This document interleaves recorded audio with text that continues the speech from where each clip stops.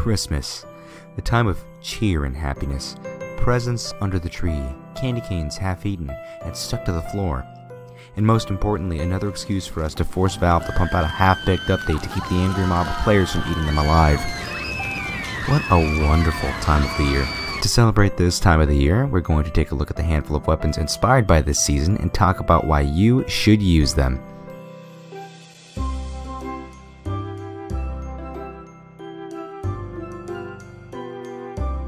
Alright folks, to kick off our list today, I introduce you to the Wrap Assassin.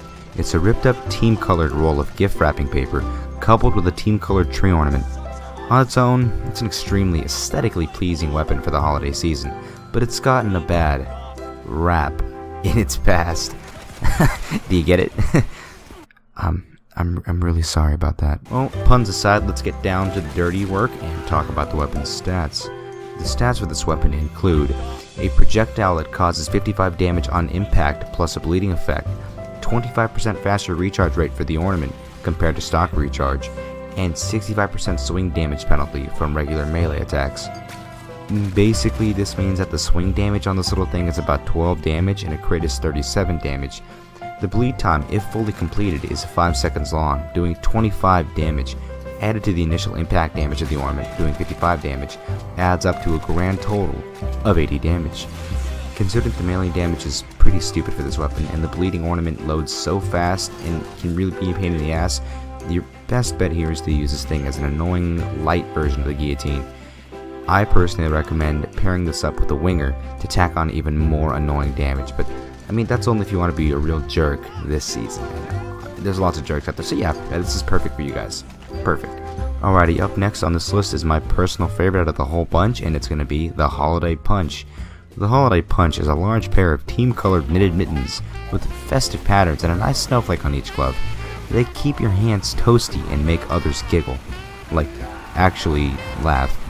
This weapon is a tickle fighting glove. And well, let's look at the stats to figure out what I mean.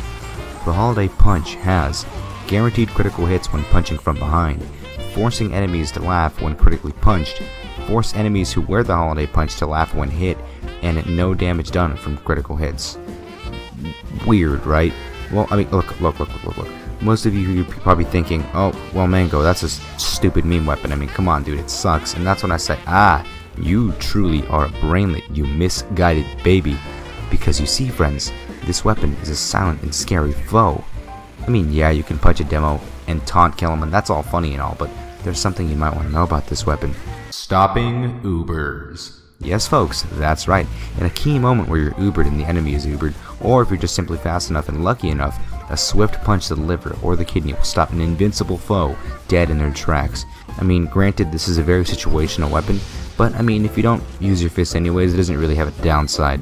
I mean, this actually happened to me at one point, and it blew my mind.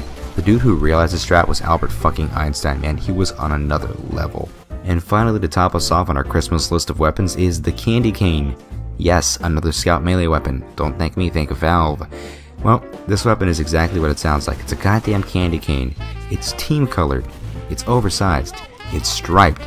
Oh, look, it has a cute little bow on it. That's nice. Though this weapon looks very sweet, that's far from the truth because it's so goddamn scary to use. The stats for this confection include a single small medkit dropped per kill, and 25% explosive damage vulnerability. Now look, the thing with this weapon is that all of its stats apply for just being equipped. You think, dude, sweet, it's candy, and it can heal me, and I mean, blasting a pyro in the face gives me the health to stop bleeding and being on fire. That's awesome, right?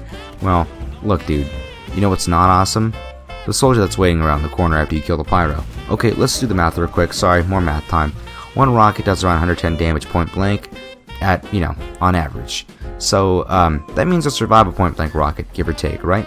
Now, with 25% damage vulnerability from explosions, this means that you now take 138 damage at point blank on average. Before you could get away, and basically, now you die. A lot. You die a lot more. Which means this is a total turn off for me. Because the moment you turn the corner, you do not want to be in these fights with these people either way, unless you know you got the advantage, because the way you play scout either way, you just don't take them head on unless you know you got them. Imagine taking this fight again, but even being at a higher risk. You just don't do that. You don't do that with this weapon. If you do use this thing, I do recommend playing on maps that have a lot more open areas, avoiding small areas and corridors, and just running away from soldiers and demos. It's not worth fighting them at all, essentially. This weapon does come useful, you know, to put out teammates or heal teammates or yourself who desperately need that health kit fast, but the negative absolutely outweighs the benefits here, folks. It's my least favorite, honestly. I don't like it, personally. Ugh. Well, folks, that's all the Christmas weapons there are that aren't just versions of themselves with lights taped all over them. At least I think. Thank you all for stopping by, and I hope you guys have a very happy holidays, a Merry Smithmas, and a Happy New Year's, guys. Until 2018.